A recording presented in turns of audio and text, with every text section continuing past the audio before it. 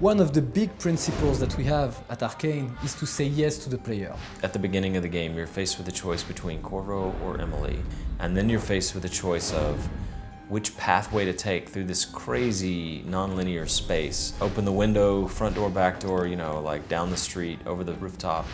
And then on top of that, you're faced with the playstyle question. Do you sneak and try to avoid killing people? Do you sneak and kill as many people as possible? Do you just kick the front door in and fight your way through? In terms of the missions themselves, we wanted to do classic Dishonored missions where it's a highly defended location, it has its own character, it has its own nature, and you're going after a high-value target. But we also wanted to give them some sort of epic theming, either fictionally or game mechanically, so that it just created like a completely memorable space to move around in.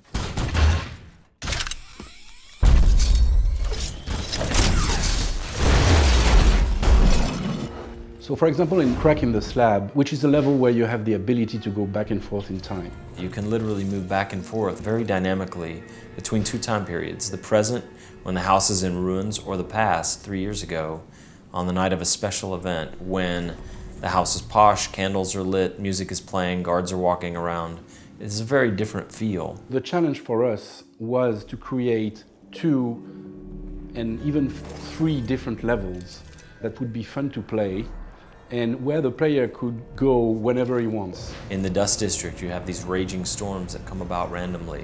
You have 2 targets there, 2 factions with very different ideas about what's better for the future. The other level that is very special in my art is Clockwork Mansion, where the player can change the configuration of each room. Where you could throw levers and move the walls, floor, and ceiling around. You basically reconfigure the house like a Rubik's Cube. So you can do that not only to open up new passages, but also to lock enemies behind walls. You're trying to reach Kirin Jindosh, the grand inventor for the Duke of Serkonos, and you're trying to unlock this puzzle box of his house, one layer at a time, to reach him. Another one of our very themed levels is the Royal Conservatory. It's like a massive museum with taxidermied animals that kind of gives you a view into like the Victorian idea of natural philosophy and science of the time. It just feels atmospheric and grandiose. What happens when the player's decisions meet this story-rich world is what we call emergent narrative. You can encounter a situation and react according to your morality, to your knowledge of the world, or to your impulses right now. And then you create your own story. If there's one thing that I want the player to feel about Dishonored 2 is that our missions, our levels, whereas they're not open world, they feel like open world.